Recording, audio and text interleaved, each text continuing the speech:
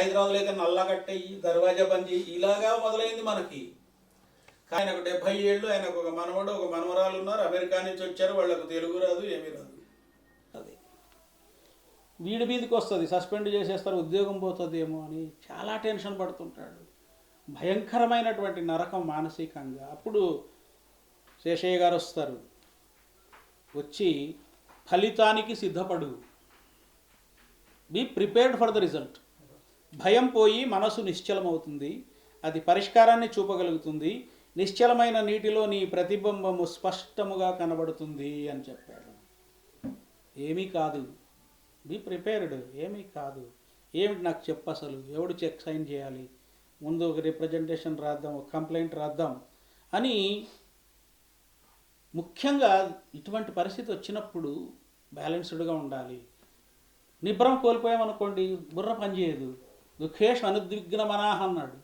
కాబట్టి అతనితో ఆ ప్రొసీజర్ ప్రకారం చేస్తే మొత్తానికి ఎంక్వైరీ జరిగి ఇతను నిర్దోషి అని మీకు చెప్పాను కదా, క్రైసిస్ మేనేజ్మెంటు అది ఆయన చేశారు. కాబట్టి ఇక గీతోదయం అనేటువంటిది కూడా అద్భుతమైన ఆధ్యాత్మిక పరిమళాలు వెదజల్లుతుంది. భార్యాభర్తల మధ్య, ముఖ్యంగా ఈ తరం మా తరం భార్యాభర్తల మధ్య అంత క్లాష్ ఆఫ్ ఈగోస్ ఉండేవి కాదు. ఏదో పలానా అమ్మాయిని చేసుకోవాలి రానివ్వంటే ఓకే అనేవాళ్ళం, చేసుకునేవాళ్ళం, బాగానే ఉన్నాం. మరి ప్రేమలు అవి తెలియవు కానీ చక్కగా బతుకుతూ ఉన్నాం. ఇప్పుడు ఈ పరస్పరం అర్థం చేసుకోవడము, సహజీవనం చేయడం శృతి మించి రాగానబడి పెళ్ళైన తర్వాత ఇక నీ ప్యాకేజ్ ఎక్కువ, నా ప్యాకేజ్ ఎక్కువ, నీ హోదా ఎక్కువ కొట్టుకొని వస్తున్నారు. ఇంకా బ్రేకప్ అనేటువంటి కొత్త కాన్సెప్ట్ కూడా వచ్చింది. దాన్ని దృశ్యాదృశ్యంగా స్పృశించారు వల్లీశ్వరరావు గారు. ఏం లేదు, అక్కడ భార్యకు భర్తకు ప్యాకేజీలు కొంచెం ఎక్కువ భార్యకు ఉంటుందో లేదా హోదా ఎక్కువ అని గట్టిగా అరుచుకుంటుంటారు. భర్త పేరు నవనీతం, భార్య పేరు గీత. అప్పుడు శేషయ్య గారు లిఫ్ట్లో వెళ్తూ ఈ గొడవ విని తత్వ విధానంద స్వామి వారి అనుగ్రహ భాషణానికి వీళ్ళని తీసుకెళ్తారు. పేరు చూడండి ఎలా పెట్టారు, తత్వవిధుడైన. ఏం తత్వము, మానవ స్వభావ తత్వం బాగా తెలిసినవాడు తీసుకొని ఆయన భగవద్గీత చెప్తాడు. ఎంత గొప్ప స్వామి అయినా భగవద్గీతను దాటిపోలేడు కదా.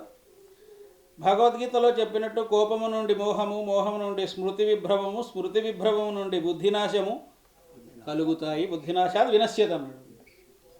క్రోధం విచక్షణా శక్తిని హరిస్తుంది. సరే, వాళ్ళు వెనక్కి వస్తుంటారు, ఈ అబ్బాయి డ్రైవ్ చేస్తుంటాడు. చూసేవన్నైనా కోపం విచక్షణాశం అంటే వాడు ఒప్పుకోడు. సెల్ఫ్ రెస్పెక్ట్ అనేది ఒకటి ఉంటుంది కదండి, ఒక ఇండివిజువాలిటీ ఉంటుంది. మరి కోపం రాకుండా ఎలా ఉంటుంది అంటాడు. కోపం రాకుండా ఎలా ఉంటుంది, సడన్గా ఏదో అడ్డం వస్తుంది, పెద్ద యాక్సిడెంట్, టక్మని బ్రేక్ వేసి ఆ యాక్సిడెంట్ని అవర్ట్ చేస్తాడు అబ్బాయి. చేస్తే ఏంటి ఇంత చాకచక్యంగా ఎలాగ యాక్సిడెంట్ను నువ్వు గమనించావంటే, బాగా గమనిస్తుంటానండి అన్ని విషయాలు, నేను అలర్ట్గా ఉంటాను, సాధన కూడా ఉంది నాకు డ్రైవింగ్లో, అదే నాన్న జీవితంలో కూడా కావాలి. వాగ్యుద్ధాలు, భౌతిక యుద్ధాల కంటే వాగ్యుద్ధాలు చాలా ప్రమాదకరం. మాట తూలితే బతుకులు మంట కలుస్తాయి. మానవ సంబంధాలు చాలా జాగ్రత్తగా, చిన్న విషయమే బాగా హర్ట్ చేసే విధంగా మాట్లాడకూడదు అని చెప్తాడు ఆయన. అక్కడ నాకు షెరిడాన్ అనేటువంటి రచయిత వే ఆఫ్ ద వరల్డ్ అని ఒక నాటకం రాశారు. అందులో ఇదే గొడవ, మోడర్న్ యూత్, అప్పటికే అది 17th century, మోడర్న్ యూత్లో ఉన్న క్లాష్ ఆఫ్ ఈగోస్ను తీసుకొస్తూ వాళ్ళ గొడవలు చెప్తారు. అదంతా మనకు అనవసరం. అందులో బొనామీ డొబ్రీ అనేటువంటి ఒక లిటరరీ క్రిటిక్ అంటారు, marriages can be successful only when the otherness of the other individual is identified and respected. భార్యాభర్తల యొక్క వివాహ బంధము ఎప్పుడు విజయవంతం అవుతుందంటే ప్రతి ఒక్కరికి ఆ పదం చూడండి, ఆయన కాయినేజ్ అంటారు దాన్ని, అదర్నెస్. ప్రతి ఒక్కరిలో ఒక వేరే గుణం ఉంటుంది, దాన్ని నువ్వు రికగ్నైజ్ చెయ్యి, రెస్పెక్ట్ చెయ్యి. ఎంత భార్యాభర్తలైనా విరుద్ధమైనటువంటి అభిప్రాయాలు ఉంటాయి, అవి పరస్పరం మీరు ఎప్పుడైతే గౌరవించుకుంటారో సమస్య లేదు. అది ఎలా కుదురుతుంది, ఇది ఎలా కుదురుతుంది అంటే వస్తుంది ఆ పాయింట్. ఇప్పుడు మోడర్న్ కపుల్కి ఒక ఐ ఓపెనర్ లాంటిది ఈ గీతోదయం అనేటువంటి కథ. దాన్ని వాళ్ళు చదివి తెలుసుకోవాల్సిన విషయాలు ఉన్నాయి. ఈ విధంగా మహానుభావులు వల్లీశ్వర్ గారు మానవ సంబంధాలను, మానవ స్వభావాలను మధించి అద్భుతమైనటువంటి కథలను రాశారు. అవి అంత చిన్న కథల్లో ఇంత గొప్ప ఇంపోర్టును ఆయన ప్రవేశపెట్టి మనందరినీ కూడా అలరించారు. ఆ కథలను సమీక్షించి మాట్లాడే అవకాశం నాకు ఇచ్చిన సంచిక ఎడిటర్ గారికి నా కృతజ్ఞతలు. దానివల్ల నేను లాభపడ్డాను. నా పరిశీలన శక్తిని పదును పెట్టుకునే అవకాశం నాకు ఈ కథల వల్ల లభించని తెలియజేస్తూ సవినయంగా సెలవు తీసుకుంటున్నాను.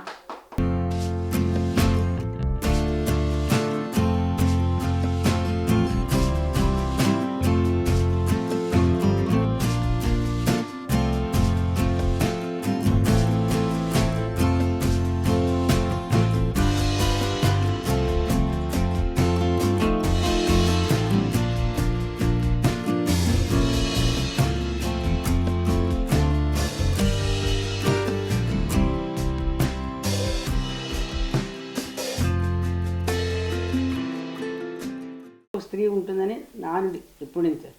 కానీ అది కూడా నేను ఒప్పుకుంటే మనం అవకాశం ఇచ్చాం కాబట్టి మనం ఆయనకేమి పని అది ఏం చెప్ప ఆయనతో మన సంబంధం అంటే సంబంధం వేరే అర్థం కాదు. ఆయన అంకితం ఇచ్చాం మన పుస్తకాలకి, కథలకి, పేపర్కి. 26 ఏళ్ళు ఈనాడికి అంకితం ఇచ్చాను. పేరుకి ఈనాడికి రేపటి మనిషి ఆయన. ఏమంటే ఆఫ్టర్ 12 వచ్చేవాళ్ళు. ఢిల్లీలో మేము ఉండేవాళ్ళం. ఆఫ్టర్ 12 మా చౌకీదారు అనేవాడు, అమ్మ మీ వీధికి నేను రాను, ఎందుకంటే సారే దొంగ, పెద్ద దొంగ కింద వస్తారు రాత్రి పూట, మీ వీధి చూడక్కర్లేదమ్మా అనేవాడు చౌక. పిల్లలకి చిన్నప్పుడు పిల్లలు లేచేసరికల్లా వెళ్ళిపోయాడు, పిల్లలు పడుకుంటేకి వచ్చేవాడు. పిల్లలకి అసలు తండ్రి కానీ ప్రేమ. పిల్లల్ని వచ్చిన వెంటనే పిల్లల్ని ఎంత ముద్దులాడేసేవాడు అంటే ఇంకా పడుకున్న పిల్లల్ని అయ్యే చూసుకోలేకపోయాడు. మా అబ్బాయి అయితే చిన్నప్పుడు అయితే వాళ్ళ నాన్న ఫోటోని జేబులో పెట్టుకొని ముద్దు పెట్టుకుని అమ్మ నాన్నని అడిగాడు. ఎప్పుడైనా పొరపాటు నాన్న వాడు మెలగకుండా 9 గంటలు దొంగడు వచ్చినట్టుగా అర్జున్ అమ్మ నాన్న వచ్చారని వాడు. నేను అనుకున్నాను ఏమిటి నాన్న వస్తాలని, అమ్మ నాన్న మేము మెలకుండా నాన్న వచ్చారు కదా నాన్న అని. తర్వాత ఇంకా ఆయన రొటీన్ లైఫ్ ఏంటంటే అబద్ధం ఆడకూడదు. ప్రతి వాళ్ళు ఆయన దృష్టిలో మంచివాడు. మనం ఏదైనా ఒక పొరపాటు ఎవరిదని చెప్తే వాడు పక్కవాడికి ఆన్ చేయని ప్రతివాడు మంచివాడే కింద. మనకి ఇంకా ఆవేశాలు అవి వస్తాయి. మీరు అలా అంత ఈజీగా నేను తీసుకోలేనండి, అది ఈజీగా తీసుకోలేదు. వాడు హాని చేయలేదు, మన ఉపకారం వాడు అపకారం చేయలేదు, ఉపకారం చేసినది అపకారం చేయలేదు కాబట్టి వాడు సజ్జన కింద లెక్కయ్యా అని. ఇవన్నీ ఇలా సాగిపోయింది నా జీవితం. మాకు 43 సంవత్సరాలు ఎంత పెళ్ళి, 43 ఏళ్ళు సాగించాను. 26 ఏళ్ళు ఈనాడు, ప్రతి 5 ఏళ్ళకు ఒక ట్రాన్స్ఫర్. హిందీ అచ్చన్నా హిందీ ఢిల్లీ వెళ్తే అమెరికా వెళ్ళిపోయినంత ఫీలింగ్ అప్పట్లో నాకు. ఎంత బెంగ పెట్టేసుకున్నాను ఢిల్లీ అంటే. అలాగే 1 నెలలో పాప ఆయన ఓపికగా హిందీ టు తెలుగు ర్యాప్స్ తీసి ఒక చార్ట్ తయారు చేసి గ్యాస్ స్టవ్ కనుక అంటించారు. ఏమిటి గ్యాస్ స్టవ్ ఇంట్లో వంటింట్లో ఎక్కువ టైం ఉంటామని 1 నెలలో ఢిల్లీని పరిపాలించి స్థాయికి వచ్చేసాను. తర్వాత అందరూ అయ్యే బాగా కూడా తెలియదు. ఎవరైనా వస్తే ఏం చెప్పాలంటే రోజు చూస్తుంటే వంటకి పోపు కదంటే పోపు మళ్ళీ తిరగ మాడిపోకుండా చూసుకుంటూ ఇది చూసి నేర్చుకుంటే హిందీ వచ్చేస్తుంది అయ్యా. ఇంకా ఆయనకు ఇంకా ఒకటి నేనైతే ఇప్పుడు చెప్పేసిన పెళ్లి చూడకుండానే పెళ్లి చేసుకున్నాను. ఆయన చూసే అవకాశం మా అన్నయ్య ఇవ్వలేదు, మా పెద్దన్నయ్య. భయం అసలు పెళ్లి చూసాడు, ఆయన ఫ్రెండ్ బెస్ట్ ఫ్రెండ్, కానీ చూడకుండా చేసుకుని నాకు ఎటువంటి ఇబ్బంది కలగలేదు. పెళ్లి చూపుల్లో కూడా వీళ్ళు తలంచుకొని మా అన్నయ్య ఎలా చెప్తే అలాగే అనమాట. వీళ్ళు తలంచు కూర్చున్నాడు. నేను గుహేడ్ అంటే వెళ్ళిపోవాలమ్మా అన్నాడు అంతే. నా డిగ్రీ సెకండ్ ఫస్ట్ ఇయర్లో నాకు పెళ్లి సంబంధం చూశాడు మా అన్నయ్య ఫ్రెండ్.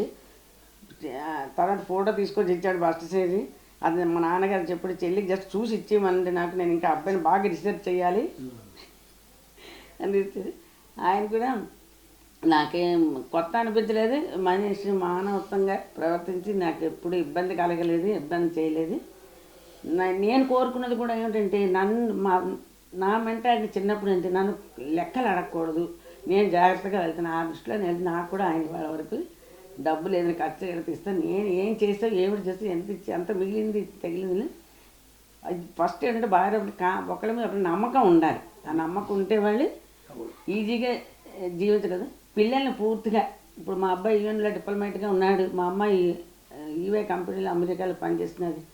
నాన్న ఏంటంటే నాన్న స్కూలు దిగబెట్టడం తీసుకురావడం ఫీజులు కట్టడం అన్ని టైంలీ ఒక్కరోజు పిల్లలు ఒక్కరోజు పిల్లలు స్కూల్ ఎగ్గొట్టించుకుని పిల్లల్ని పెంచాను చిన్నప్పుడు చిక్క వేయడం కానీ పిల్లలు వెళ్ళకుండా బడి గేటు మూసేయడం కానీ ఆయన వీలే అవకాశం ఉన్నంత వరకు ఆయన పార్టిసిపేట్ చేసి వాళ్ళ పిల్లలకి సలహాదారికి ఫీజులు కట్టడం నేను కట్టి ఇస్తే కదా నేను కట్టేదానికి ఆయన అన్నీ ఏమో ఎంత కావాలి నీకు ఎంత కాదు పిల్లలేంటి వాళ్ళు అసలు ఏ క్లాసులు చదువుతున్నప్పుడు తెలియని పరిస్థితులు కొన్ని రోజులు ఏం చదువుతున్నాడు పుట్టినరోజులు ఏమిటో తెలియదు ఎప్పుడు బట్టలు వేసి ఇవాళ మన పుట్టినరోజు అక్షంత వేయండి పిల్లలకి అక్షంత వేయండి అంటే వేసేవాళ్ళు పుట్టినరోజు అయ్యా అని వాళ్ళంతే అంటే ఇంకా అంతకంటే అంతకంటే చెప్పేది ఏం లేదు ఇప్పుడు సుఖంగా జీవిస్తున్నా ఇక మీద సుఖంగా జీవించాలని కోరుకుంటున్నాను చివరి జీవితం అంతా కూడా పిల్లలు వృద్ధిలోకి వచ్చారు పిల్లలకు గురించి సెటిల్ అయ్యారు మాకు కావాల్సింది అదే నేను ఇంకా అన్నిటికీ బెంగపడతాను కానీ ఆయన ఒకడు బెంగపడాలంటే ఒకరు ధైర్యం ఉంటే కదా సంసారం కూడా సాగుతుందని నా నమ్మకం ధైర్యం ఇస్తారు నాకు ఆయన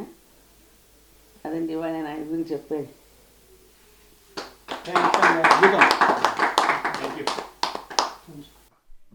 ఇప్పుడు ఈ 99 సెకండ్ల కథలని నేను సంక్షిప్తంగా పరిచయం చేస్తాను. ఈరోజు ఆవిష్కరించుకుంటున్న 99 సెకండ్ల కథలు పుస్తకంలోని కథలు సంచిక వెబ్ పత్రికలో ప్రచురితం అవడం, అవి నేను ప్రూఫ్ రీడింగ్ చేసి అప్లోడ్ చేయడం నా అదృష్టంగా భావిస్తున్నాను. శ్రీ వల్లీశ్వర్ గారు సుప్రసిద్ధ రచయిత, పాత్రికేయులు, సీనియర్ సంపాదకులు. వారి రచనలు నిశితంగా సూటిగా ఉంటాయి. ఈ పుస్తకంలోని కథలు నిడివిలో చిన్నవి కానీ ప్రయోజనంలో విస్తృతమైనవి. సూక్ష్మంగా ఉంటూనే ప్రపంచతత్వాన్ని, మానవ మనస్తత్వాన్ని ప్రకటిస్తాయి. సులువుగా చదివింపచేస్తూ పాఠకుల మనసుపై గాఢమైన ముద్ర వేస్తాయి ఈ కథలు. వ్యక్తిత్వ వికాస నిపుణులకి ఏమాత్రం తీసిపోకుని విధంగా రచయిత ఎన్నో సమస్యలకు ఆచరించగలిగే పరిష్కారాలను ప్రస్తావిస్తారు ఈ కథలలో.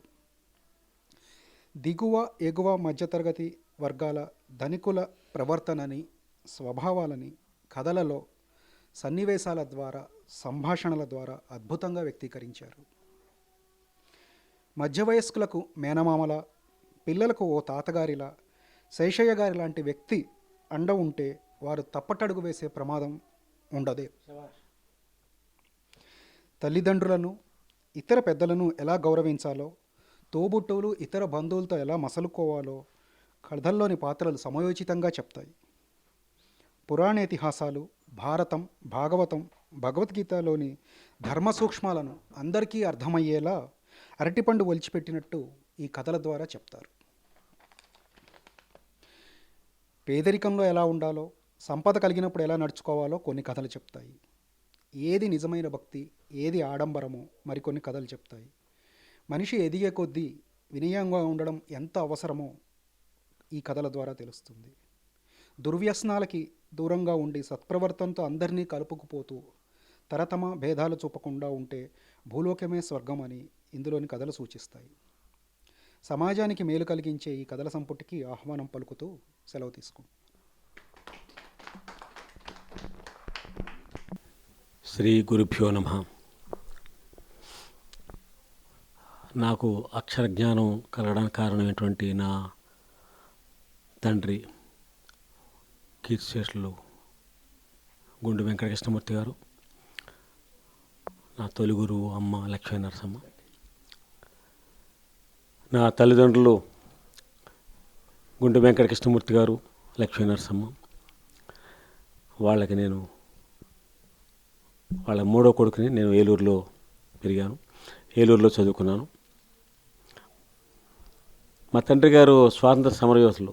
1921లోనే మొదటిసారి గాంధీ గారు ఆంధ్ర ప్రాంతం పర్యటనకు వచ్చినప్పుడు ఆ పిలుపుతోటి ఆయన వాళ్ళ అమ్మ నాన్నకు ఒకటే కొడుకు అయినప్పటికీ ఆయన ఉద్యమంలోకి వెళ్ళిపోయారు. అలాగా ఆయన చివరి శ్వాస వరకు రాట్నం వడకడం, ఖద్దరు ధరించడం సత్యం.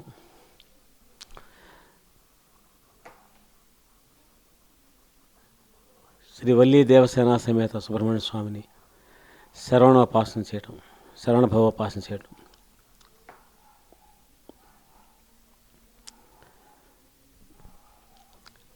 నేను చాలా కాలం కథలు రాయలేదు. చాలా కాలం అంటే ఇటీవల కాలం దాకా కథలు రాయలేదు.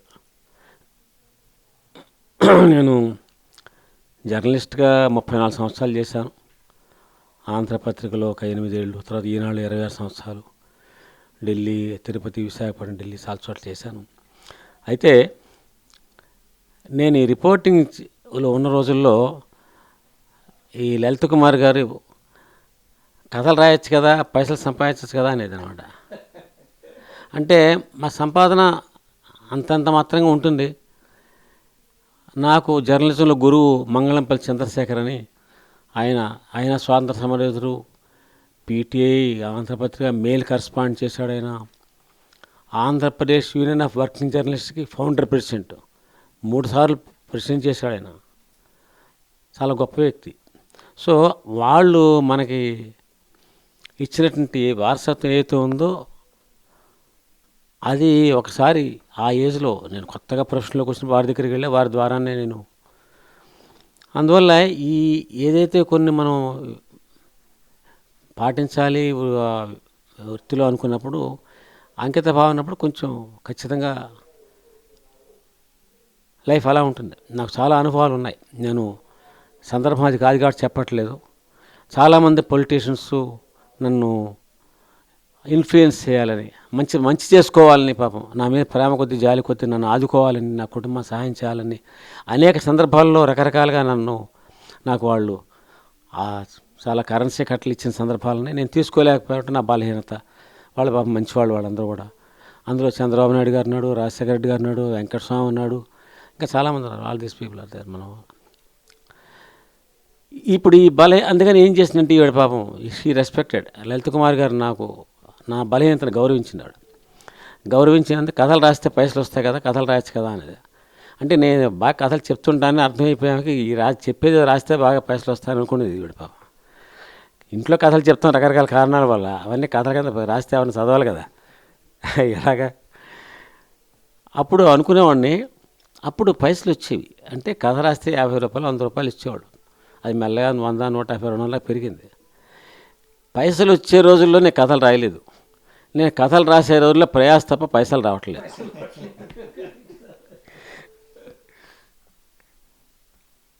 కానీ లోపల అది ఉండేది.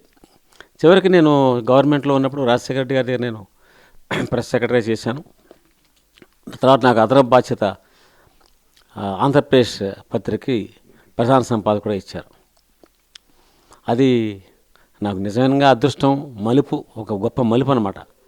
ఎందుకంటే ఆంధ్రప్రదేశ్ జర్నల్ అది అంతకుముందు సర్కారు వారి గెజిట్లో ఉండేది. ప్రసన్నాచారి గారికి, గురువుగారు బాగా తెలుసు అది. అలాంటి రోజుల్లో దాన్ని ఒక సాహితీ పత్రికగా మార్చాలనేటువంటి ప్రయత్నం. మార్చడం అంటే పూర్తిగా మార్చలేము, బట్ షుగర్ కోటెడ్ పిల్ అంటే సాహిత్యం ఒక రంగు పైన చూపించి సర్కారు వారి సమాచారం లోపల పంపిస్తాం. అలా చేస్తున్న సమయంలో నాకు తెలియకుండా నాలో ఉన్నటువంటి ఈ సాహిత్యపరమైన అభిరుచి ఏదైతే ఉందో అది రకరకాలుగా ఆంధ్రప్రదేశ్లో పనిచేస్తూ వచ్చింది. ఒక్క ఎగ్జాంపుల్ ఏంటంటే, తెలుగు సాహిత్యంలో హాస్యం అంతా మనం మొత్తం మూటగట్టి ఒక చోట పెడితే ఎలా ఉంటుంది అనిపించింది. అందుకని ఏం చేశానంటే, ద్వానా శాస్త్రి గారిని అడిగాను, తెలుగు సాహిత్యంలో హాస్యం అంతా కావాలి నాకు, హాస్యామృతం, తెలుగు సాహిత్యంలో హాస్యామృతం అని ఒక శీర్షిక పెట్టినలా ఒక గొప్ప హాస్య రచయిత గురించి, ఆయన రచనల గురించి రాయాలి. అలా ఎక్కడో తెనాలి రామకృష్ణ మొదలుపెట్టి ఆయన నేను షంటగా మొదలుపెట్టి రాశారు. 55 మాసాలు రాశారు, 50 నెలలు. 50 నెలల్లో ఒక్కొక్కసారి అందరూ వచ్చారు. బాపురం నుంచి ఎర్రశెట్టి సాయి దాకా అందరూ వచ్చారు. అందులో ఒక అందమైనటువంటి, అంటే ఒక రచయిత గురించి రాస్తే బొమ్మడిపాటి కామేశ్వరరావు గురించి రాశారనుకోండి, కొన్ని ఉదాహరణలు రావాలి. ఒక ఉదాహరణ ఏంటంటే, దొరగారు నిద్రపోతున్నారు పాతకాలంలో. ఆయన తెల్లారుజామున ఆయనకి మెలకు వచ్చింది, టైం ఎంతో తెలీదు. ఒరే బంట్రోతు ఎక్కడున్నారా? ఆయా ముందుగారిలో పడుకున్నానండి, కొంచెం బయటికి వెళ్ళి సూర్యుడు వచ్చాడు చూసిరారా అన్నాడు. వాడు బయటికి వెళ్ళాడు, వచ్చాడు, ఇక్కడంతా చీకటిగా ఉందండి, ఏం ఆపట్లేదు అన్నాడు. అంటే ఈయన భార్య అంది, దొరగారి భార్య అంది, అక్కడ లాంతరం తీసుకెళ్ళి చూడరా అంది.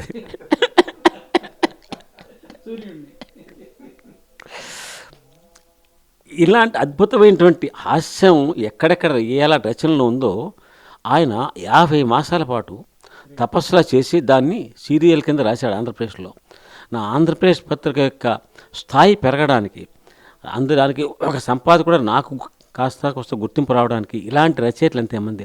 అందులో గురువుగారి కవితలు కూడా, పద్యాలు కూడా వేశాం, నాకు జ్ఞాపకం ఉంది. ఇది ఒక శ్రీనారాయణ రెడ్డి గారు, చాలామంది పెద్దవాళ్ళు రాసేవాళ్ళు. దాని ఎప్పుడైతే ప్రమాణాలు పెరిగాయో చాలా హాస్యకరల పోటీలు పెట్టేవాళ్ళం ప్రతి సంవత్సరం. దాని ద్వారా కనీసం ఒక 300-400 మంది కొత్త రచయితలు నాకు పరిచయం అయ్యారు. ఇంత జరిగి నేను 10 సంవత్సరాల పాటు ఆంధ్రప్రదేశ్ జర్నల్కి, ఆంధ్రప్రదేశ్ మాసపత్రిక 10 సంవత్సరాల పాటు ఏకధాటిగా ఉన్న ఏకైక ప్రధాన సంపాదకుడు నేనే. కానీ ఒక్క కథ నేను రాయలేదు. ఆ సంగతి తెలుసుంటే ముందు ఇచ్చేవాళ్ళు కాదేమో అసలు ఆ ఉద్యోగం నాకు. రమణాచారి గారు, ఆయన కమిషనరు సమాచార శాఖ, ప్రధాన సంపాదకుడుగా కమిషనర్ ఉంటారన్నమాట. ఆయన సీఎం చెప్పాడు, సార్ ప్రధాన సంపాదకుడు మనం వల్లిస్తుంటే బాగుంటుంది అని. అలాగా ఆయనకు తెలియదు కథలు రాయని అప్పట్లో. తర్వాత ఏదో సరిపోయి నడిచిపోయింది అనుకోండి. ఇప్పుడు కథలు తర్వాత కాలంలో కథలు రాయాలి అని అనుకున్నప్పుడు అందరూ ఒక గ్రూప్లో, ఈ కరోనా టైంలో ఒక రచయితల గ్రూపులు ఉండే, రచయితల బృందం చాలామంది నేను ఎవరో అడ్మిట్ చేస్తే చాలామంది, అయ్యా మీరు మాకు పరిచయం, మీ ఆంధ్రప్రదేశ్కి మేము కథలు రాసేవాళ్ళం, మాకు పలానా పోటీల్లో మాకు మీరు ద్వితీయ బహుమతి ఇచ్చారు, ప్రథమ బహుమతి ఇచ్చారు, ఇవన్నీ చెప్తుండేవాళ్ళు. అరే ఇంతమంది నాకు తెలిసిన వాళ్ళందరూ, వీళ్ళందరూ చేతిరిన రచయితలు, మనం ఒక కథ రాయకుండా వీళ్ళంతా ఆహా ఓహో అంటుంటే మనం చాలా సిగ్గుగా అనిపించి నేను ఎందుకు కథలు రాయలేను అని అనుకున్నాను. కానీ 4-5 పేజీల కథలు రాయాలంటే అది చాలా టైం పడుతుంది. ఒక్కొక్క కథ 4-5 పేజీలు అంటే 2-3 గంటలు కూర్చోవాలి. అలాగే షార్ట్ కట్లు ఏమైనా చేయగలమా అని ఆలోచిస్తే అప్పుడు ఒక ఈ ప్రయోగం తట్టింది. 90 అంటే త్వరగా అయిపోతుందని అనమాట అది అని 90 రాసిన తర్వాత దీనికి ఏం పేరు పెట్టాలి, 99 సెకండ్ల కథ అని పెట్టాను. ఎందుకంటే 99 సెకండ్లు అయిపోతుంది, మీరు చదవటం అనగానే త్వరగా అయిపోతుంది కదా అని చదువుతారు కదా అని. కానీ ఆ త్వరగా అయిపోయే దాంట్లో అది అర్థవంతంగా ఉండాలని మనసులో కోరిక. ఏదో ఊరికే కాలక్షేపంకి టీ తాగుదామా కాఫీ తాగుదామా అన్నట్టు ఉండకూడదు అనే ఉద్దేశం అనమాట. అందుకని ఒక ప్రయత్నం చేశాను. ఇది వెయ్యాలి, కథలు రాయాలంటే ఎవరు వేస్తారు అంటే ఈ పత్రికల్లో ఎవరు 99 సెకండ్లో వేసే కథ, ఒక పేజీలో అయిపోయే కథ ఎవరికి కావాలి.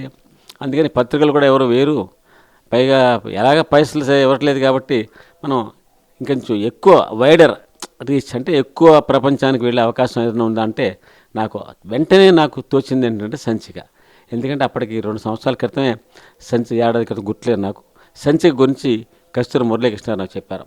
ఆ ఈ సంచిక పత్రిక చాలా అప్పుడప్పుడు చూస్తున్నాను, అంతకుముందు చాలా బాగుండేది, అంటే డిజైన్ చేసిన పద్ధతి బాగుండేది నాకు. అందుకని నాకు అనిపించింది మనకి పైసలతో నిమిత్తం లేదా, పాఠకులు ముఖ్యం.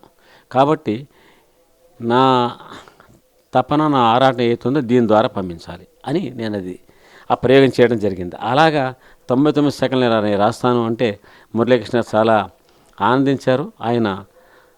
ఆయన ప్రశంసించారు, ప్రోత్సహించారు. ఆ రకంగా 99 కథల్ని 108 కథలను రాయడం జరిగింది ఒక ఏడాది పాటు. 2020 మేలో మొదలుపెట్టి 2021 జూన్ దాకా ఈ కథలు సంచికలు వచ్చాయి. ఈ కథల గురించి నేను చెప్పకల పుస్తకంలో ఉంటుంది కాబట్టి అవన్నీ. కానీ నాకు నా తపన, నా ఆర్తి, నా ఆరాటం ఏమిటో దత్తాత్రేయ శర్మ గారు అద్భుతంగా అద్దం పట్టేశారు. నేను అసలు ఊహించలేదు. ఇంతవరకు చాలామంది మిత్రులకి ఇచ్చాను, కానీ ఆ నెర్వ్ పాయింట్ ఏది ఉందో అది దత్తాత్రేయ శర్మ గారు పట్టుకున్నారు. నమస్కారం దత్తాత్రేయ శర్మ గారు, మీ యొక్క విశ్లేషణ శక్తి అసాధారణమైంది. పైగా వారు ఎక్కడెక్కడో బెట్టన్ డ్రెస్సులు వాళ్ళని వెళ్ళి సోక్రటీస్ వీళ్ళందరినీ కోట్ చేస్తూ వచ్చారు వారు. అవన్నీ అంత సాహిత్యం నేను చదవాల, ఏదో విల్ డ్యూరెంట్ అలాంటివి కొన్ని అప్పుడప్పుడు నాకు అవసరంతో నేను చదువుకున్నాను తప్ప. బట్ ఏమిటి అంటే నెర్వ్ పాయింట్, మన అన్ని సమస్యలకి, సామాజిక జీవితంలో మన సమస్యలన్నిటికీ మన ఇతిహాసాల్లో పరిష్కారం ఉంది. ఇది నా విశ్వాసం, ఇది నా నమ్మకం. ఇది ఎలా ఉంది అంటే ఉందని నేను చెప్తే సరిపోతుందా? వారు చెప్పారు, దత్తాత్రేయ శర్మ గారు చెప్పినట్టు నేను ఏదో ఇది ఉందయ్యా ఇది విను, ఏదో యజ్ఞదాతరి శ్రేష్ఠ తత్తదేవేతో జన సత్ యత్ ప్రమాణం కురితే లోక సదనువర్తతే అని చెప్పి మన మన గురువుగారు ప్రసన్నాచార్య గారు ఉన్నారు, అటువంటి వాళ్ళని శ్రేష్ఠులు అంటారు.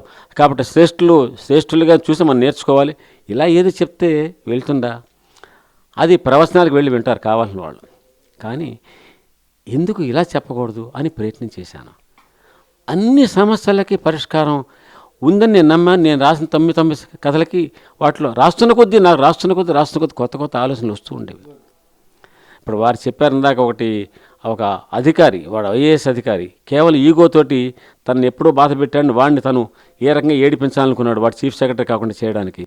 ఆ సమయంలో అతని కొడుకు, చిన్న కొడుకు, 7-8 ఏళ్ళ కొడుకు, ఆ కొడుకుతోటి ఈ శేషయ్య గారు అతను ఎదురుకుండా మాట్లాడుతూ, కారులో వెళ్తూ మాట్లాడుతూ సుందరకాండలో కాదు, యుద్ధం అంతా అయిపోయిన తర్వాత, రామరావణ యుద్ధం అయిపోయిన తర్వాత చిన్న కథ వస్తుందండి. చాలామంది చదివి ఉంటారు, కానీ చెప్తాను. నా మనసుకి ఇష్టమైంది అది. ఇష్టమంటే ఇష్టం కాదు, అది నా నరాన నా ప్రతి అణువులో జీర్ణించుకుపోయింది. అది సీతాదేవి దగ్గరికి హనుమంతుడు వెళ్ళి, అమ్మ ఇంకా ఇప్పుడు రావణాసురుడు చనిపోయాడు, ఇది రాముడు గెలిచాడు, ఇది విభీషణ రాజ్యం, కాబట్టి నీకు ఈ సంగతి చెప్పమన్నారు, నీకు ముందు వార్త చెప్పడానికి వచ్చి అమ్మ ఈ రాక్షసులందరూ నిన్ను ఏడిపించుతున్నారు కదా, నిన్ను భయపెట్టేశారు కదా, చంపేస్తాం, బ్రేక్ఫాస్ట్లో తినేస్తాం, డిన్నర్ చేసుకుంటాం, రోజు నిన్ను ఏడిపించారు కదా, వీళ్ళందరినీ చంపేస్తాను ఇప్పుడు అని ఒక్కసారి హుంకార్ నుంచి లేచాడు. సీత తప్పు నాయన ఆగు అంది. ఆగు అని ఏం చెప్పింది? చిన్న కథ చెప్పింది. ఎంత గొప్ప కథ, ఒక్కసారి చెప్తాను, ఆలకించండి మీరు. ఒక బాటసారి వెళ్తున్నాడు, పులి చూసింది, అడవిలో గాండ్రించింది, వెంటబడింది, ఇతను భయపడుతూ పరిగెత్తాడు, అది తరిమింది. పరిగెడుతుంటే దారిలో ఎక్కడో ఒక చెట్టు కనబడింది, గక్కుని ఎగిరి ఆ చెట్టు కొమ్మ మీద ఎక్కితే పులి కింద ఉండిపోయింది. వెంటనే గాండ్రిస్తుంది, ఆకలితో ఉంది, నకనకలు ఆడిపోతుంది దానికి, ఏమస్తే తినేస్తానని. వీడు చెట్టు కొమ్మ మీద దిగట్లా. అప్పుడు ఈ లోపల పైకి చూశాడు, పై కొమ్మ మీద ఒక ఎలుగుబంటి ఉంది, దాన్ని చూసి భయం వేసింది. ఎలుగుబంటిని భయపడకండి. పులి అంది ఎలుగుబంటితోటి, చూడు మనం అడవి జంతువులం కాబట్టి వీడు మనిషి మహా దుర్మార్గుడు, వీడు మనల్ని చంపేస్తాడు, వీడు బతుకుంటే మనం చంపేస్తాడు, శక్తి ఉంటే చంపేస్తాడు. నేను ఆకలితో ఉన్నాను, మనం ఇద్దరు స్నేహితులం కదా, వాడిని కింద తోస్తే నేను తినేసి వెళ్ళిపోతాను నేను.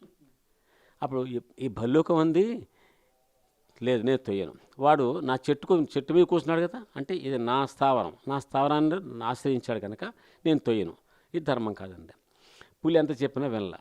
సరే చీకటి అయిపోయింది, భల్లూకం పైన పడుకుంది, వీడు ఈ కింద కొమ్మ పడుకున్నాడు, పులి కింద పడుకుంది. కానీ పులికి ఆకలితో ఉంది కదా, మధ్యలో చూస్తుంది. వీడు కూడా పులి ఏమైనా ఉందా వెళ్ళిపోయింది, మధ్యలో కళ్ళు తెరిచి చూస్తున్నాడు కిందకి.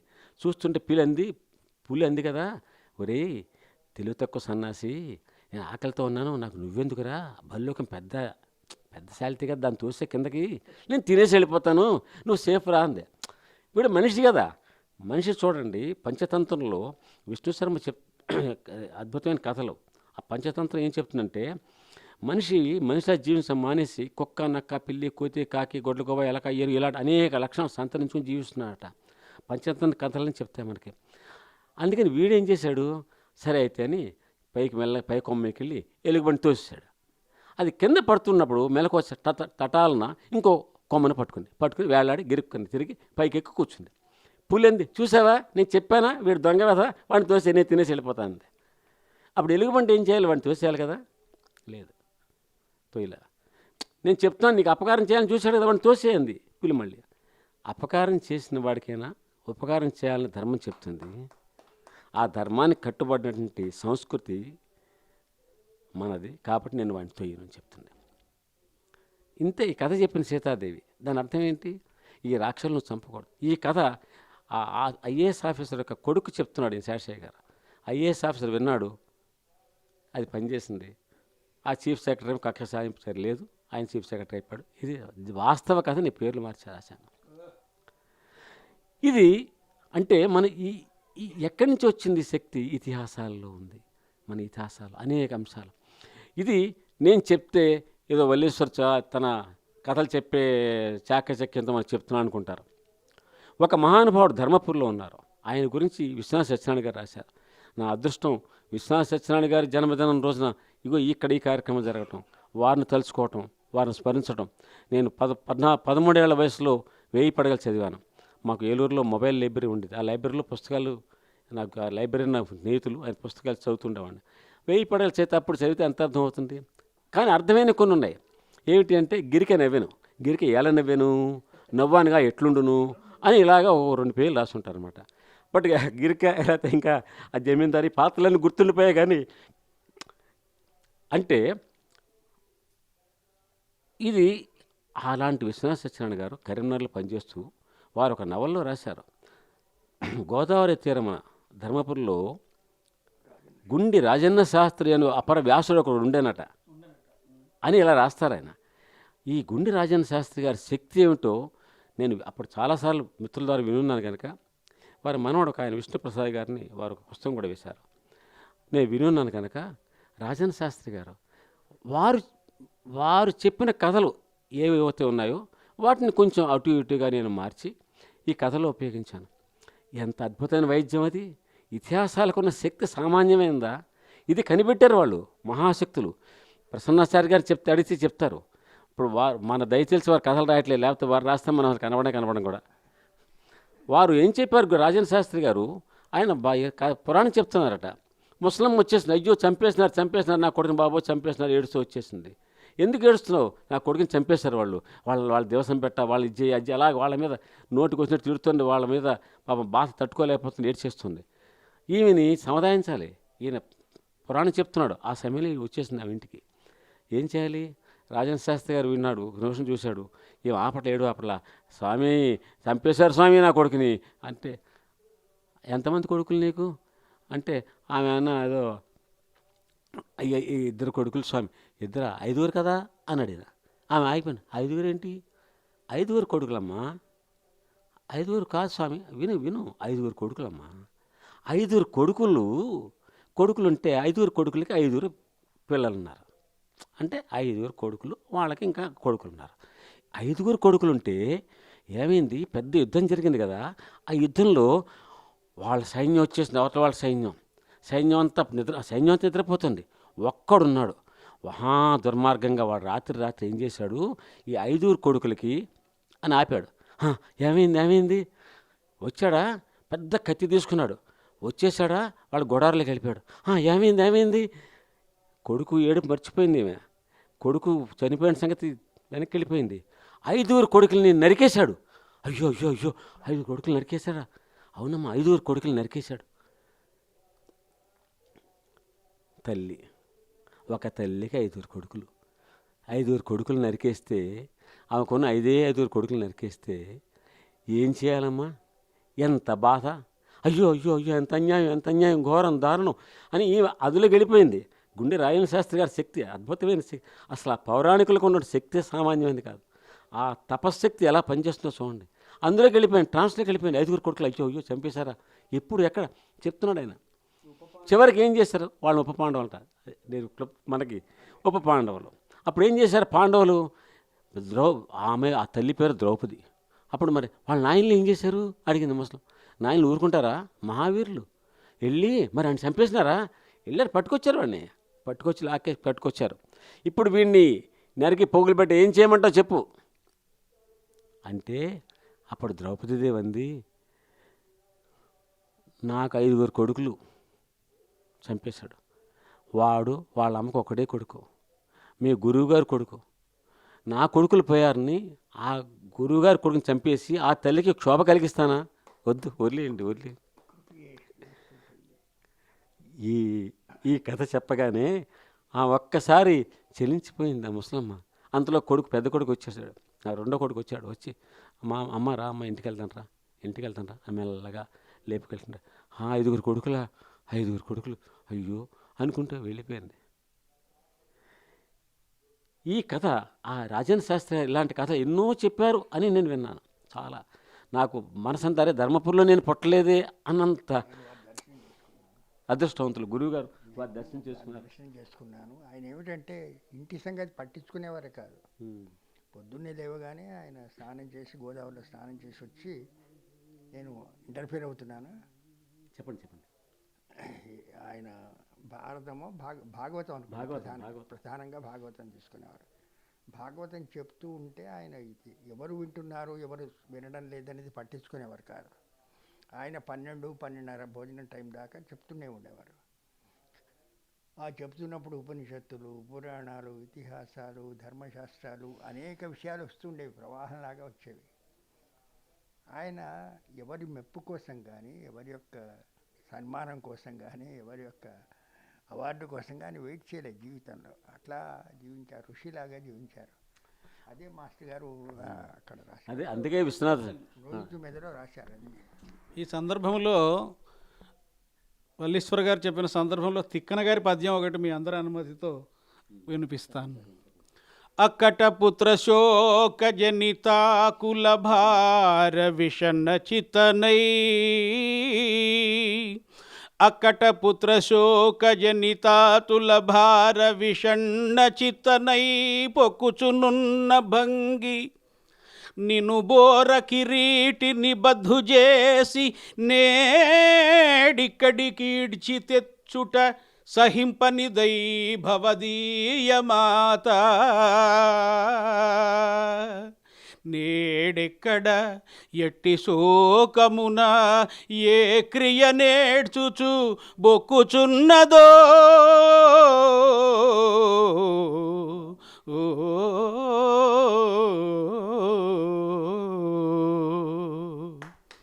ఆ పద్యం గుర్తొచ్చింది సార్. గొప్ప పద్యం. చాలా గొప్ప. భాగవతంలో కూడా ఇదే సన్నివేశంలో ఆమె అంటుంది, నిన్ను ఇక్కడ పట్టుకొచ్చారు, నీ తల్లి అక్కడ ఎంత ఏడుస్తున్నదో కృపి అనేవాడు.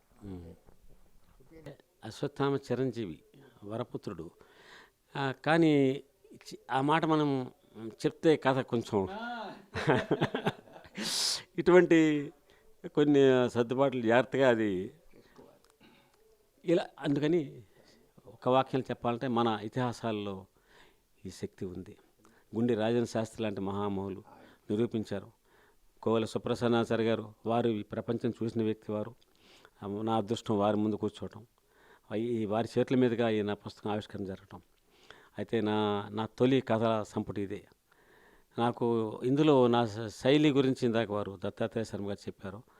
నా శైలి చాలా వరకు మా అన్న పెద్దన్న గారు గుండు సుబ్రహ్మణ్య దీక్షితులు గారు, వారు చాలా పెద్ద రచయిత. వారు 70లు 80ల్లో వారు చాలా పుంఖాలు రాసేవారు, తెలుసు. వారు పడగద వైరాగ్యం అనేటువంటి నవలకు చాలా మంచి నవలు రాసి అలా వారి ప్రభావం నా మీద తెలియకుండా నా మీద ఉంది. అందుకని కథ ఉత్కంఠ కలిగేలా నడిపించాలి, చిన్న కథ అయినా పెద్ద కథ అయినా అనేది ఒక చాలా చాలా సందర్భాలు నడుస్తుంది. అలా చేయడం జరిగింది. ఈ దత్తాత్రేయ శర్మ గారు చెప్పింది, ప్రసన్నాచార్య గారు చెప్పింది, ఇవన్నీ ఇందాక ఒక మాట వారు చెప్పారు. ఏదో దత్తాత్రేయ శర్మ అదొకటి చెప్పాలి నేను. వారు ఇతిహాసాల్లోంచి అసలు మీరు విశ్వసించండి, నా ప్రతి అణువులోనూ ఉండేటువంటి ఒక శ్లోకం ఏంటంటే, వ్యాసుడు ధృతరాష్ట్రుడు అంపశయ్య మీద ఉన్నప్పుడు ధర్మరాజుకి మృత్యుధర్మం గురించి చెప్తుంటాడు. అందులో పరమోత్కృష్టమైనటువంటి మానవ ధర్మం ఏది అని ఆయన అడిగాడు. యదన్యేర్విహితం నేచ్ఛేదాత్మన కర్మపూరుష న తత్పరేష్ కుర్యాచ జానన్న ప్రేమాత్మన. ఇతరులు నీ పట్ల ఎలా ఉంటే, ఎలా ప్రవర్తిస్తే, ఎలా మాట్లాడితే నీకు నచ్చదో, నువ్వు ఇతరుల పట్ల అలా వ్యవహరించకు, అలా ఉండకు, అలా మాట్లాడకు. ప్రపంచం అంతా ఇలా ఉంటే ఎంత అద్భుతంగా ఉంటుంది. ఎంత గొప్ప ఇతిహాసాలు మనవి ఇవి. కాబట్టి నా ఇతిహాసాలంటే నాకు గౌరవం ఉంది, ప్రేమ ఉంది, ఆరాధన ఉంది. ఇటువంటి గురువుల అడుగుజాడల్లో వీటిలో ఉన్న ఈ సందేశం ఏదైతే ఉందో ఇలా కథల రూపంలో చెప్పడం ద్వారా ఖచ్చితంగా ఎంతో కొంత మనుషుల మనసులోకి చొప్పించగలను అనే విశ్వాసంతో నేను చేసిన ప్రయోగం ఇది. తెలుగు పద్యం ఒరులే ఇవి ఎనరించిన ఆంధ్రపత్రిక సంపా ఎప్పుడే ఒరులే ఇవి ఎనరించిన నరవర అప్రియమదన మనం బనుకొకుదా నొర్లకు నవ సేయకునికి పరాయణం పరమ ధర్మపథములకెళ్ళను. అంతే కదా. ఇంకా ఒక ప్రశ్న ఇందాక వారు అడిగారు, శేషయ్య అంటే నేను కాదు శేషయ్యని, కానీ నేను శేషయ్యని చూశాను. శేషయ్య అనే వ్యక్తి గురించి ఎన్ని గంటలు చెప్పినా తరగదు, అటువంటి వ్యక్తి ఆయన. ఆ వ్యక్తిలో నేను లౌక్యం చూశాను, ఆ వ్యక్తిలో ధర్మ నిరత చూశాను, ఆ వ్యక్తిలో న్యాయబద్ధమైనటువంటి ఆలోచన చూశాను. ఆయనలో తన నమ్మిన విశ్వాసానికి అనుగుణంగా కన్విక్షన్, విశ్వాసానికి అనుగుణంగా పోరాడేటువంటి గుణం చూశాను. ఒక అసాధారణమైన శేషయ్య యొక్క విశ్వరూపం అది. ఆయన పేరు అందుకే ఆయన చెప్పిన మాటలు విన్నారు ప్రజలు. ఆయన పేరు పత్రి వెంకట రామకృష్ణ ప్రసాద్, పివిఆర్కే ప్రసాద్ ఐఏఎస్. వారు నాకు ఆత్మబంధువులు. నాహంకర్త హరికర్త అని రాసింది. ఆ, సార్. ఇప్పుడు ఈ కార్యక్రమం వీర సన్నిధిలో జరగటం, దత్తాత్రేయ శర్మ గారి యొక్క వ్యాఖ్యానంతో జరగటం, శంకరం గారి యొక్క ప్రస్తావనతో జరగటం, కస్తూరి మురళీకృష్ణ గారి కారణంగా జరగటం, ఇది సూత్రధారి జరగటం, మొట్టమొదటిసారి వేదిక ముందు నా భార్య వచ్చి మాట్లాడటం, ఇవన్నీ కూడా నాహంకర్త హరికర్తాలే. ఈమె ఒక వాక్యంతో ముగించేస్తాను. నేను ఇందాక వారు చెప్పినట్టుగా నేను కూడా చాలా మంచి భర్తని. అందుకని ఇంట్లో ఏ పనులు చేయకుండా నా భార్య ఎఫిషియెంట్ మేనేజర్గా ఎదగడం చాలా సహాయం చేశాను నేను. ఆ రకంగా ఆవిడ చాలా సమర్థురాలుగా ఎదిగింది. అంటే ఒకసారి బాధ అనిపిస్తుంది, నిజమే. రాత్రి 12 గంటలు ఏ ఉద్యోగం, ఎవరైనా కానీ ఇవాళ రోజున ఏ ఆడపిల్ల కానీ చదువుకున్న వాళ్ళు రాత్రి 12 గంటలకు వచ్చి ఉద్యోగం అంటే ఒప్పుకుంటారా? బట్ అది ఆమె అవునొచ్చు, తెలియదు. అది మీ వీళ్ళ అన్నగారు ఆఫీస్కి వెళ్ళిపోతున్నా అన్నారు. ఏ ఆఫీసో తెలియదు. నేను అన్నాను ఏంటంటే ఆఫీస్, మా అన్నయ్య సెంట్రల్ గవర్నమెంట్ 6 గంటలకి వచ్చి, ఇదేంటంటే ఆఫీస్ సాయంత్రం అన్నాను. అంటే నేను degree first year second year ఎగ్జామ్స్లో పెళ్లి చేశారు. తర్వాత సహకరించాలండి ఆయన. పాప 7 ఏళ్ళు చదువు వదిలేసరికి నేను డిగ్రీ ఫినిష్ చేశాను. అయితే ఇదేంటంటే ఆఫీస్ అని మీ అన్న చెప్పలేదా అన్నాను. మా అన్న ఏం చెప్పలేదండి అన్నాను. అది ఆఫీస్ సాయంత్రం కూడా పేపర్ ఆఫీస్ సాయంత్రంలో ఉంటుంది అని అర్థం. ఎప్పుడు వస్తా అప్పుడే ఇంకా అట్లా మేనేజ్ చేసుకొస్తాం అయిపోయింది. ఆయన పేరు జ్ఞాన్ భుక్తా, ప్రొఫెసర్. ఆయన చాలా కాలం అమెరికాలో ఉన్నాడు, ఇక్కడ ఉన్నాడు. చాలా డైనమిక్ పర్సన్ జ్ఞాన్ భుక్తా గారు, ప్రొఫెసర్ జ్ఞాన్ భుక్తా గారు. అది ఆయన చెప్పకుండా పెళ్లి చేయడం అనేది అందుకే అందుకని దుర్మార్గం అని చెప్తున్నాను అది. బట్ ఎనీవే, మనిషి మంచివాడు కాదు. అవన్నీ భరించిన మనకి ఇందాక దత్తాత్రేయ శర్మ గారు అప్పట్లో లేవు అన్నారు. లేవంటే నా విశ్వాసం ఏంటంటే ఎప్పటికీ ఇప్పటికీ వివాహ వ్యవస్థ పట్ల విశ్వాసం, గౌరవం మనకన్నా వెనక తరాలకి ఉంది కాబట్టి నచ్చినా నచ్చకపోయినా చిరాకు పడ్డా ఇంకోటైనా మనం వ్యవస్థని విశ్వాసంతో గౌరవంతో వ్యవస్థ పట్ల మనం జీవించాలి అని అనుకున్నాం. దురదృష్టం అంటే ఇప్పుడు ఈ మిగతా అంతా ఇంతకుముందు కుటుంబ వ్యవస్థను గురించి చెప్పారు కదా, కుటుంబ వ్యవస్థ. దత్తాత్రేయ శర్మ గారు. అవునవును, అదే పెద్దవాళ్ళు ఉండాలి ఇంట్లో, ఒక బాబాయో లేకపోతే ఒక తాతయ్యో. వాళ్ళ వల్ల ఏమవుతుందంటే కాన్ఫ్లిక్ట్స్ అన్నీ కూడా మెత్తబడిపోయి సులభంగా సాల్వ్ అవుతాయి. అంటే పూర్వము వీళ్ళలో సహజంగా ఉండేటువంటి ప్రేమ అనురాగాలు బయటికి వస్తాయి. ఇది జారిపోతుంది ఇక్కడ ప్రస్తుతం. మా అబ్బాయి కోడలు గొడవడుతుంటుందండి. మా కోడలు అంటారు, అంటే మామయ్య గారు ఉన్నారు ఊరుకోండి కదా. వ్యవస్థలో ఉన్నటువంటి వ్యవస్థలో సుగుణం అది. కొట్టాడుకోవద్దు. అది పూర్వము అది ఉంది, అది ఫ్యామిలీ వ్యవస్థ. అది మీరు చదివిన కథల్లో కూడా ఒక కథ అలాంటిది ఏదో ఉంటుంది అది. ఎనివే చాలా సంతోషం ఇది. నాకు పెద్దవాళ్ళ సరసన కూర్చుని ఆవిష్కరణ నా పుస్తకం జరగటం, అలాగే నా మిత్రుడు ఆప్తుడు శ్రీకాంత్ విష్ణు లాంటి మిత్రులు కూడా రావటం ఈ కార్యక్రమానికి. సంతోష్ కుమార్ గారు దీన్నంతా, కోవెల సంతోష్ కుమార్ గారి దగ్గరుండి వారు నాన్నగారి మీద ఎంత ప్రేమ ఉందో అంత ప్రేమ నా మీద కూడా ఉంచి కార్యక్రమం జరిపించినందుకు ధన్యవాదాలు. నమస్కారం.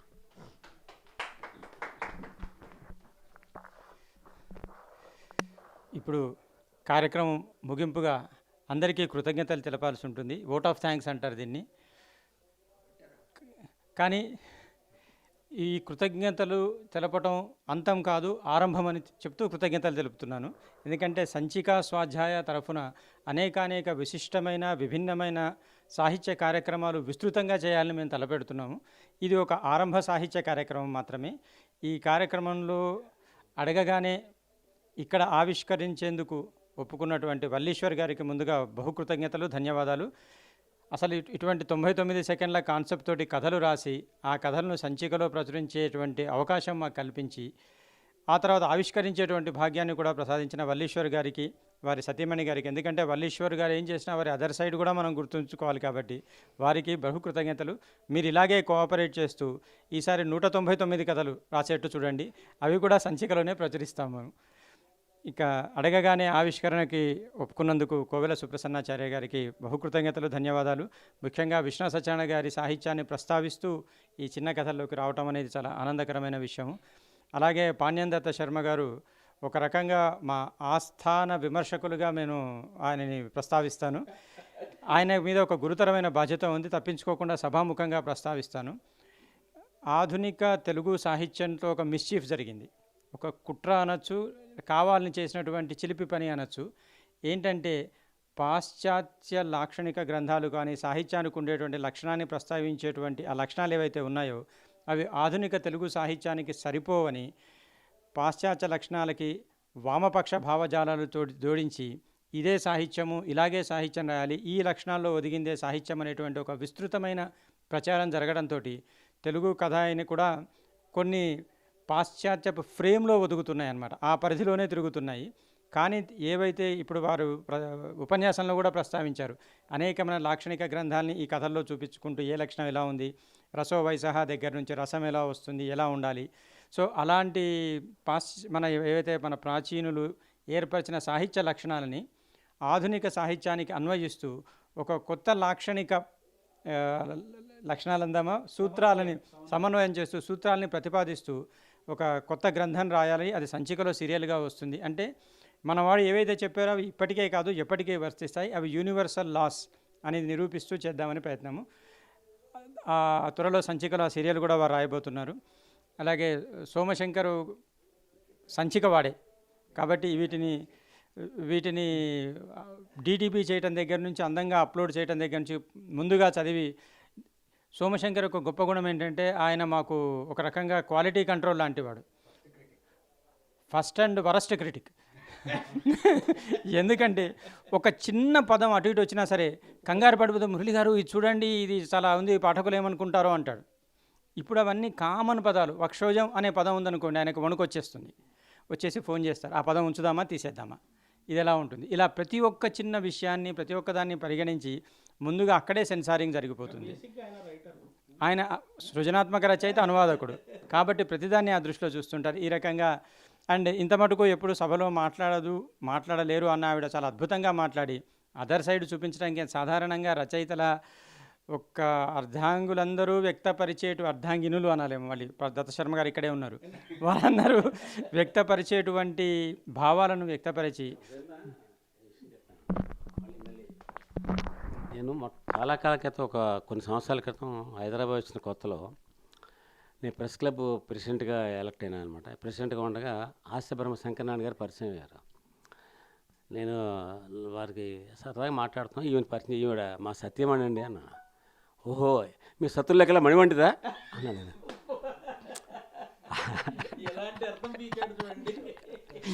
హాస్యబ్రహ్మ కదా, అప్పటి నుంచి ఆ పదం వాడలు ధర్మపత్ని అంటాం. సో వారికి బహుకృతజ్ఞతలు, ధన్యవాదాలు. అయితే ఈ కార్యక్రమం అంతా త్వరలో యూట్యూబ్లో అప్లోడ్ చేయబడుతుంది, యూట్యూబ్లో కూడా చూడొచ్చు. దీనిలో ముఖ్యంగా పాణ్యం దత్త శర్మ గారి విమర్శ వచ్చే ఆదివారం సంచికలో ఈ పుస్తక పరిచయం శీర్షికన ప్రచురితమవుతుంది. ఇలాగే బహు కార్యక్రమాలు జరుగుతాయి. త్వరలో ఈ కథలు రాయటం వెనకాల ఉద్దేశాలు, లక్ష్యాలు ఎలా రాశారని వల్లీశ్వర్ గారితో ఒక ప్రత్యేక ఇంటర్వ్యూ కూడా ఉంటుంది, అది కూడా స్వాధ్యాయ యూట్యూబ్లోను సంచికలోనూ ఆ ఇంటర్వ్యూ ప్రచురితమవుతుంది. అలాగే పుస్తక సమీక్షతో పాటు పుస్తక విశ్లేషణ కూడా ఆడియో వీడియో కూడా తయారు చేసి మనము అప్లోడ్ చేస్తాం. ఎందుకంటే పుస్తకాలకి, ముఖ్యంగా మంచి పుస్తకాలకి విస్తృతమైన ప్రచారం లభించాలి, పాఠకుల్ని చేరాలి. అప్పుడే తెలుగు పాఠకులు తెలుగు సాహిత్యం పట్ల కోల్పోయిన విశ్వాసాన్ని తిరిగి సాధించాలనేటువంటి ఒక మహాయజ్ఞం సంచిక ప్రస్తుతం నడిపిస్తోంది. సో ఈ యజ్ఞంలో పాల్గొంటున్న వారందరికీ బహుకృతజ్ఞతలు, ధన్యవాదాలు. ముఖ్యంగా సంతోష్ కుమార్ గారికి. అయితే ఈ విషయంలో వల్లీశ్వర్ గారితో ఒక విజ్ఞప్తి. ఒకసారి ఒక సభలో వారు జర్నలిస్టులు శాపోపహతులు అంటూ ఒక కథ చెప్పారు. ఆ కథ మరొక్కసారి చెప్పడంతో కార్యక్రమం ముగుస్తుంది. ఎందుకంటే ఇక్కడ చాలామంది జర్నలిస్టులు ఉన్నారు, అర్ధరాత్రి అపరాత్రి ఇంటికి వచ్చి ఎందుకంటే ఒక ఆరోపణ చేశారు లలిత గారు నా మీద. ఆ ఆరోపణని ఆవిడ భరించారు. ఆవిడ అవునొచ్చం, భగవంతుడు మీకు ఇలాంటి భర్తనే అన్ని జన్మలో ప్రసాదించాలని కోరుకుంటున్నాను. ఇప్పుడు రామాయణంలో జర్నలిస్ట్గా మంచి మనకి ఇలా ఈ భర్తే కానీ నేను కూడా దాన్నప్పుడు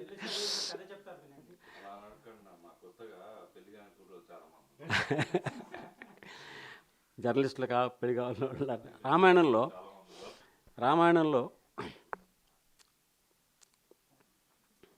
గురుగారు ఇది నేను చాలా సీరియస్గా ఆలోచించినప్పుడు ఎందుకు జర్నలిస్టులు పరిస్థితి ఇలా ఉందన్నప్పుడు నాకు మనసుకు తట్టిన కథ ఇది. ఏమండి, రామాయణంలో రావణ సంహారం అయిపోయింది, రాముల వారు అయోధ్యకి తిరిగి వచ్చారు, పట్టాభిషేకాలు ఏర్పాట్లు జరుగుతున్నాయి, ఆయన చాలా పనివత్తుల్లో ఉన్నారు. ఆ సమయంలో సీతాదేవి సాయంత్రం ఎల్లుండి పట్టాభిషేకానంగా 2 రోజుల ముందు ఆ సాయంత్రం ఆవిడ అంతఃపురంలో చూస్తే కింద ఉద్యానవనంలో ఈ అంతఃపుర ఉద్యోగులు వాళ్ళు యువజంటలంతా హాయిగా తిరుగుతున్నారు, కాలక్షేపాల జోట్లు పాడుకుంటున్నారు సరదాగా. అది చూడగానే ఇవి చాలా బాధ కలిగింది, తపన కలిగింది, వేదన కలిగింది, ఆవేదన కలిగింది. వెంటనే రాముల వారు కబురు చేసింది అర్జెంటుగా రావాలని. రాముల వారు ఇప్పుడు రావడం కష్టం, చాలా పని ఒత్తిడిలో ఉన్నాను అని. లేదు అర్జెంటుగా రావాలి స్వామి, అర్జెంటుగా రావాలి, ఒక్క 2 నిమిషాలు మాట్లాడాలి. రాముల వారు తన పట్టాభిషేక ఏర్పాట్ల తాలూకు పని అంతా పక్కన పెట్టి వచ్చి 2 నిమిషాలు అంటే కొద్ది క్షణాలు గడియలను కూడా ఆ కాలంలో సరే ఇచ్చారు. ఏమిటంటే చూపించింది, చూసావా వాళ్ళంతా ఎంత హాయిగా ఆనందంగా ఉద్యానవనంలో తిరుగుతున్నారో, వాళ్ళు ఎలా ఆడుకుంటున్నారో. ఇప్పుడు 14 ఏళ్లలో 13 ఏళ్ళంతా అడవుల్లో తిరిగాం మనం, అవునా? ఏదో ఏం దొరికితే అది తిన్నాము, ఎక్కడ పడితే అక్కడ పడుకున్నాం. అది చివరి ఏడాది పాటు నేను ఇక వాడి అశోకవనంలో ఏడ్చాను నేను.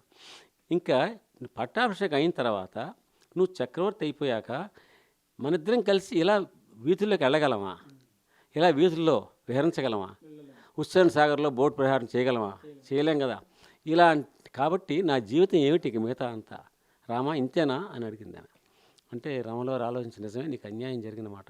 సరే ఓ పని చేద్దాం, రేపు సాయంత్రం నువ్వు నేను ప్రకృతి పక్షులు ఇలాంటి ప్రాణులు తప్ప ఇంకెవరు లేని ప్రదేశంలో, నరమానవుడు లేని ప్రదేశంలో అద్భుతమైనటువంటి సాయంత్రం గడుపుతాం మనం. ప్రకృతి అంత ఇక నువ్వు జీవితకాలంలో మర్చిపోలేనంత ప్రకృతి, అంత అందమైన ప్రకృతిలో మన ఇద్దరం మాత్రమే సరదాగా గడుపుతాం. ప్రతి సాయంత్రం నీకు నేను రేపు సాయంత్రం మనం గడిపేటువంటి సంఘటనే మనసుకు వచ్చి, అంటే ఆ అనుభూతి తలపుకొచ్చి అప్పుడే అనుభవిస్తున్నంత ఆనందం నువ్వు పొందుతుంటావు.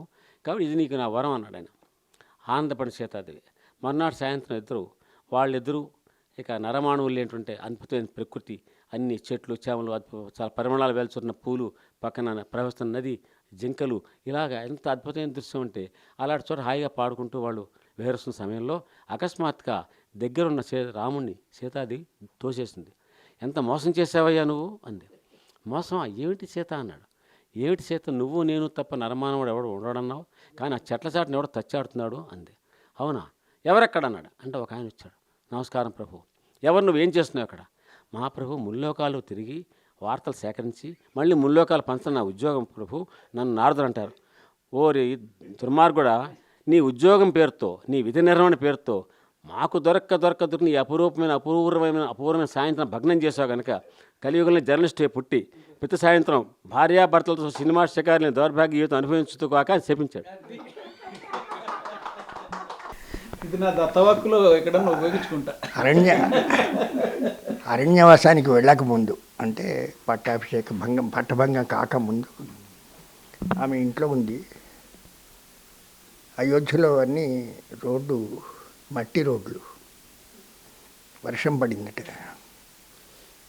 వర్షం పడితే ఆయన తిరిగి వస్తాడు. అందరితోనే ఆయన హలో హలో, ఎలా ఉన్నావు, అక్కయ్య ఎట్లా ఉంది, మావయ్య ఎట్లా ఉంది అని మాట్లాడుతుండేవాడు. రాజు కాకముందు ఆయనకు అంత ఫ్రీడమ్ ఉండేది.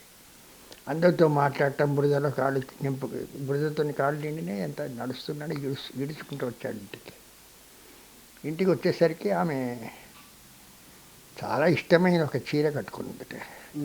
ఎర్రంచు నల్ల చీర మరియు కృక్కారు మెరుంగు జరిగిపోగులను కూర్చినట్టి మలలుగా గలది. అటువంటి చీర కట్టుకున్నది. కట్టుకొని ఈయన రాడేమిటి, రోడ్డు మీద ఎక్కడ తిరుగుతున్నాడో అనుకుంటూ ఆకాశంలో ఉండే మబ్బుల వైపు చూస్తున్నదట. చూస్తూ ఉంటే ఆయన వచ్చాడు. వచ్చి కాళ్ళకున్న బరుదనంతా ఆమె చీరతో తుడుచుకున్నాడు. ఆమె చీరతో తుడుచుకుంటే అదంతా బురద బురద అంటింది. అప్పుడు ఈ కథ ఆంజనేయుడికి సీతాదేవి చెప్తుంది.